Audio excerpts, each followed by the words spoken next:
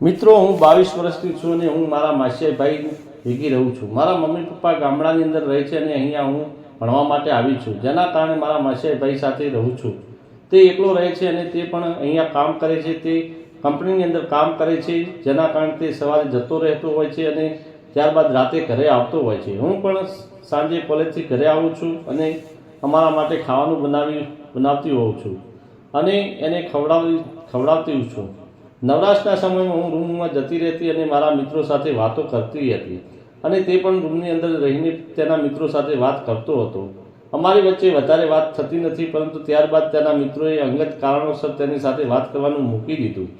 ત્યારબાદ તે એકલો પડી રહ્યો હતો અને મારા જે મિત્રો હતા તે પણ કોઈ કામમાં હતા, જેના કારણે વાત થતી નથી શકતી અને મારે અસાઇનમેન્ટ એવું લખવાનું હોય છે, જેના કારણે હું ઘરની અંદર રહેતી હતી અને તે લખવાનું કામ કરતી હતી। ત્યારબાદ અમે બંને વાતચીત ચાલુ કરી। આમ તો અમે નોર્મલ વાતચીત કરતા હતા, પરંતુ ત્યારબાદ અંગત વિચારો વિશે પણ અમે વાતચીત કરવાની ચાલુ કરી દીધી। હવે પહેલાં તો હું ઘણું સારું હતું, હવે પણ જે વિચારો ઉપર વાતચીત કરતા હતા તેમાં અમે લોકોએ તરત જ આગળ વધવાનું વિચાર્યું અને તેની સાથે અમારી અંગત ઈચ્છાઓ શેર કરવાનું ચાલુ કરી દીધું, જેના કારણે તે પણ હવે મારી વાતો સાંભળીને ખુશ થઈ જતો હતો અને ત્યારબાદ એક વખત તરત પૂછી લીધું કે આપણે બંને તો ભેગા રહીએ છીએ અને મને ખબર છે કે આપણે શું સંબંધ છે, પરંતુ આ સંબંધને હું ભૂલીને તારી સાથે મજા કરવા માગું છું।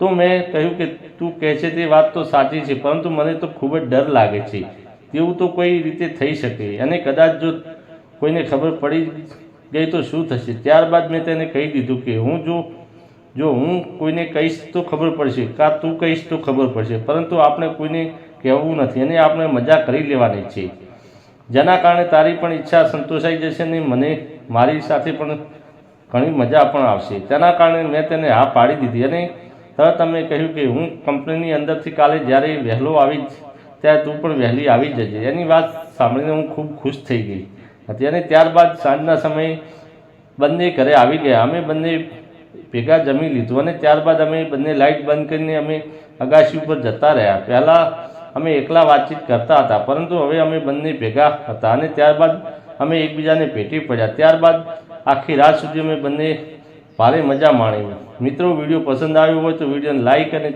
ચેનલને સબસ્ક્રાઈબ જરૂર કરી લેજો। ફરી મળીશું એક નવા વિડીયોમાં, ત્યાં સુધી આવજો, ધન્યવાદ।